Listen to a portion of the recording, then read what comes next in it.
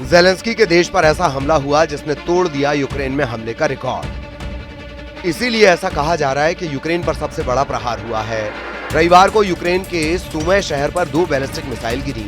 कह सकते हैं कि ये मिसाइल ही पुतिन का गुस्सा है, जिसमें ज़ेलेंस्की के लिए रहम की कोई जगह नहीं, जिसका सिर्फ एक मकसद है, नेटो का सरेंडर और यूक्रेन के टुकड़े। इसीलिए पुतिन के हमलों से अब और तेजी से यूक्रेन चल रहा है और इसका सबसे बड़ा गवाह अप्रैल 2025 का खूनी रविवार बना है। यूक्रेन के उत्तर पूर्व में खार्किव के पास सुमी शहर पर रूस की 2 बैलिस्टिक मिसाइलें गिरी। इस हमले का वीडियो बहुत डराने वाला है। खूनी रविवार को हुए इस हमले में 20 से ज्यादा लोगों की मौत की खबर है। 83 से ज्यादा लोग घायल हुए हैं। मरने वालों में कई बच्चे शामिल बताए जा रहे हैं। ज़ेलेंस्की बार बार इस हमले का वीडियो देख रहे हैं। यूक्रेन को दहलाने वाली ये तस्वीरें खूनी रविवार कही जा रही हैं। ये हमला इसलिए बहुत ज्यादा खतरनाक है क्योंकि ये रूस की बैलिस्टिक मिसाइल ईस्टर से पहले पाम संडे पर लॉन्च की गई। पाम संडे ईस्टर से पहले आने वाले रविवार को मनाया जाता है। लोग चर्च जाते हैं और इसी दिन 2 बैलिस्टिक मिसाइल यूक्रेन के सुमी शहर पर गिरी। इस वीडियो में यूक्रेन की तबाही का ऐसा मंजर है जो अब तक हम गजा और बेरूत में देखते आए हैं। यूक्रेन इस वक्त पुतिन की मिसाइल पावर से बहुत ज्यादा घबराया हुआ है। रूस ने अब तक यूक्रेन पर 2 बहुत ही खतरनाक बैलिस्टिक मिसाइलों का ज्यादा से ज्यादा इस्तेमाल किया है।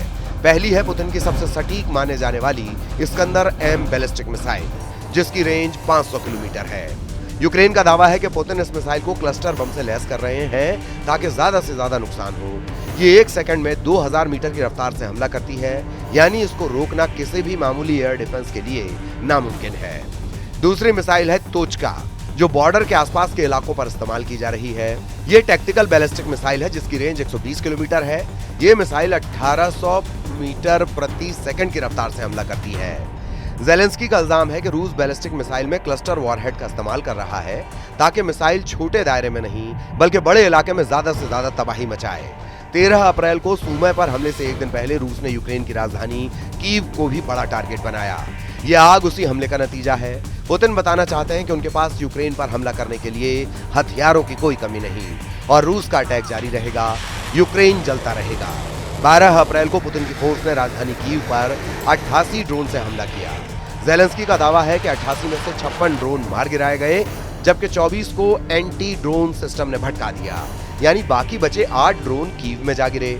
इस हमले में 3 लोग जख्मी हुए हैं, लेकिन रूस के टारगेट पर यूक्रेन के कई गोदाम रहे। पुतिन ने मार्च के बाद अप्रैल में भी यूक्रेन पर हमले तेज कर दिए हैं।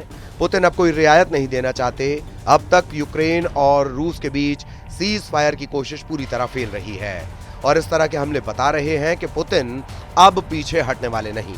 वो ज़ेलेंस्की को सख्त से सख्त सजा देना चाहते हैं। पुतिन की सेना अब यूक्रेन पर बहुत ज्यादा हमलावर है। एक हफ्ते पहले ही रूस ने ज़ेलेंस्की के होम टाउन कहे जाने वाले क्रीव रीह पर बड़ा हमला किया था। इसमें 18 लोगों की मौत हुई थी। इस हमले में भी पुतिन ने अपनी बैलिस्टिक मिसाइल का इस्तेमाल किया था। क्रीव रीह पर हुए अटैक के बाद भी ज़ेलेंस्की को बड़ा सदमा लगा, लेकिन अब सुमी पर अटैक करके पुतिन ने बता दिया कि यूक्रेन का कोई शहर उनके गुस्से से नहीं बचेगा। रूस का अभी यूक्रेन के 4 बड़े इलाकों पर कब्जा है। इसमें डोनेस्क है, लुहांस्क है, जापोरिजिया और खेरसॉन तक का इलाका है, यानी पूरे पूर्वी यूक्रेन पर इस वक्त पुतिन की आर्मी का कंट्रोल है। ये यूक्रेन का करीब 20% हिस्सा है जिसे पुतिन नहीं छोड़ेंगे। ये यूक्रेन पर उनके हमले बता रहे हैं। पुतिन के बढ़े हुए हौसले के पीछे कुर्स्क में मिली जीत है, जहां पुतिन के कमांडर कादिरफ ने बड़ी प्लानिंग के साथ उस खतरनाक मिशन को अंजाम दिया। कुर्स्क में युद्ध के दौरान जब पुतिन के बड़े बड़े जनरल जूझते हुए नजर आए, तब कादिरफ ने कमान संभाली और पुतिन को जीत का वो तोहफा दिया जिसका पुतिन को 6 महीने से इंतजार था। अब 2025 में पुतिन ज्यादा पावरफुल नजर आ रहे हैं। उनकी सेना का जोश बढ़ा हुआ है और पुतिन के कमांडर भी अब ज्यादा ताकत से यूक्रेन पर हमला कर रहे हैं। पुतिन ने यूक्रेन को हराने के लिए 3 मिलिट्री ग्रुप या 3 तरह की सेना तैयार की है। पहली है पुतिन की अपनी रशियन सेना, दूसरे है उत्तर कोरिया की फौज जो किम जोंग उन ने पुतिन के लिए यूक्रेन के फ्रंट पर भेजी है और इस वक्त ये सैनिक रशियन आर्मी के साथ मिलकर लड़ रहे हैं। तीसरी है रमजान कादिरफ की चेचन फोर्स, ये उस मिशन में शामिल होती है जिसके आगे बाकी सेना जूझती हुई नजर आती है। पुतिन की तीनों सेनाओं के पास उन इलाकों में ऑपरेशन की जिम्मेदारी है जो यूक्रेन के अंदर ही नहीं बल्कि दूसरे मोर्चे पर हो रहे हैं। अब ज़ेलेंस्की दावा कर रहे हैं कि रूस की तरफ से चीन के नागरिक भी युद्ध में शामिल हो गए हैं। यूक्रेन का दावा है कि चीन के 155 लड़ाकों के बारे में पता चला है। ज़ेलेंस्की को बड़ी मायूसी व्हाइट हाउस से भी मिल रही है।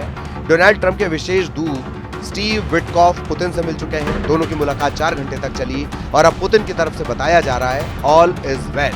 और ट्रंप की बातों से भी लग रहा है कि उनको फर्क नहीं पड़ता कि यूक्रेन पर कितनी बैलिस्टिक मिसाइल गिर रही हैं। पुतिन ने ट्रंप का इस्तेमाल करके अब ज़ेलेंस्की के खिलाफ अलग ही गेम खेलना शुरू कर दिया है। एक तरफ पुतिन ने यूक्रेन का बम पर बम मारकर बुरा हाल कर दिया है, तो दूसरी तरफ वे ट्रंप से मिलने की तैयारी कर रहे हैं। यानी ज़ेलेंस्की की तबाही पर अब पुतिन ट्रंप की मुहर लगवाना चाहते हैं। ट्रंप के दूत स्टीव विटकॉफ से मुलाकात इसका पहला कदम बताया जा रहा है। फिलहाल पुतिन का फोकस उन इलाकों पर है जो यूक्रेन के बॉर्डर से लगे हैं, यानी कुर्स्क के अलावा बेलगरद और ब्रयांस्क। ये तीनों जगह ज़ेलेंस्की की फौज के टारगेट पर रही हैं। यूक्रेन की ड्रोन फोर्स यहाँ पर एक्टिव है और वो मौका मिलते ही रूस की सेना पर हमला कर रही है। यही वजह है कि रूस के बॉर्डर के पास यूक्रेन के जितने शहर हैं, पुतिन ने उन पर बहुत घातक बमबारी तेज कर दी है। पुतिन बताना चाहते हैं कि सूमे में बैलिस्टिक मिसाइल हमला तो बस शुरुआत है। अप्रैल 2025 यूक्रेन के लिए बहुत खूनी होने वाला है। सूमे पर हमला तब हुआ जब ज़ेलेंस्की ने इस शहर पर मोर्चे को मजबूत बनाने का फैसला किया। अप्रैल के पहले हफ्ते में ही ज़ेलेंस्की ने सूमे में उस फ्रंट का दौरा किया था जहां उनकी सेना ने अब भी रूस को कड़ी टक्कर देना जारी रखा है। यूक्रेन के राष्ट्रपति वोलोदिमीर ज़ेलेंस्की ने कहा कि मैं सूमे आया हूं। ये उन जगहों में से एक है जहां कई बातों पर फैसला किया जा रहा है। मैं यहां आना चाहता था, यहां हमारे सैनिकों को धन्यवाद देना चाहता था। रूस की सेना इस वक्त 1000 किलोमीटर के मोर्चे पर यूक्रेन के साथ लड़ रही है। खार्किव से खेरसोन तक फ्रंट एक्टिव है और रूस किसी मोर्चे पर ज़ेलेंस्की को डिस्काउंट नहीं देना चाहते। पुतिन की तरफ से ऑर्डर साफ है कि अब यूक्रेन को हराने से कम किसी बात पर फैसला नहीं होगा। ये बात ज़ेलेंस्की को भी बहुत अच्छे से मालूम है। इसीलिए सूमे के मोर्चे पर पहुंचे ज़ेलेंस्की ने कहा कि इस फ्रंट पर रूस के हमले नाकाम किए गए हैं, जबकि यहां भी पुतिन आगे बढ़ने की लगातार कोशिश कर रहे हैं। ज़ेलेंस्की को घेरने के लिए रूस ने 1.5 लाख सैनिक तैनात करने की तैयारी कर ली है। ये खबर यूक्रेन के सूत्रों से पता चली है। इनमें 15 इन्फेंट्री डिवीजन है। एक डिवीजन में 10,000 सैनिक होते हैं। अगर ऐसा हो रहा है तो साफ है पुतिन सीज फायर नहीं, अब यूक्रेन पर डबल फायर करना चाहते हैं। पुतिन पहले ही बता चुके हैं कि उनकी लड़ाई यूक्रेन से ज्यादा नेटो की सेनाओं से है, जो इस वक्त ज़ेलेंस्की के युद्ध को तेज करने के लिए यूक्रेन में मौजूद है। अब सवाल है कि जब 1.5 लाख नए सैनिकों को शामिल करने के बाद बराबर की टक्कर होगी तो यूक्रेन को कितना नुकसान होगा, क्योंकि इस वक्त जब रूस के सैनिकों की तादाद कम है तब भी यूक्रेन हर मोर्चे पर जूझता हुआ नजर आ रहा है। सवाल है कि ज़ेलेंस्की को 1.5 लाख नए सैनिक घेरेंगे तो तस्वीर क्या होगी, क्योंकि रूस कम सैनिक होने के बावजूद यूक्रेन पर भारी पड़ रहा है। रूस ने 3 साल के युद्ध में यूक्रेन में जिन जिन इलाकों में कब्जा किया है उसे लेकर दोनों तरफ हजारों नहीं लाखों सैनिकों की मौत हुई है। ये दावा तो खुद यूक्रेन की तरफ से भी किया जाता है, लेकिन ज़ेलेंस्की को साफ लग रहा है कि नए 1.5 लाख सैनिक अगर उतरेंगे तो 4 शहरों पर मुसीबत टूट सकती है। पहला है खार्किव, दूसरा है सूमे, तीसरा है ओदेसा और चौथा राजधानी कीव। इन चारों शहरों को बचाने के लिए ज़ेलेंस्की को और मदद चाहिए होगी, फिर चाहे वो नेटो हो या फिर कोई और जरिया। ज़ेलेंस्की के लिए फायर पावर बढ़ाना मजबूरी बन जाएगा और उसके बाद उनके सामने अमेरिका के आगे हाथ फैलाने के अलावा कोई और रास्ता नहीं बचेगा। फिलहाल उनके पास अपने सैनिकों के झुके हुए कंधों को ऊपर उठाने की जिम्मेदारी है और इसीलिए वो ऐसे फ्रंट का दौरा कर रहे हैं जहां पर पहले से ही यूक्रेन मजबूत रहा है।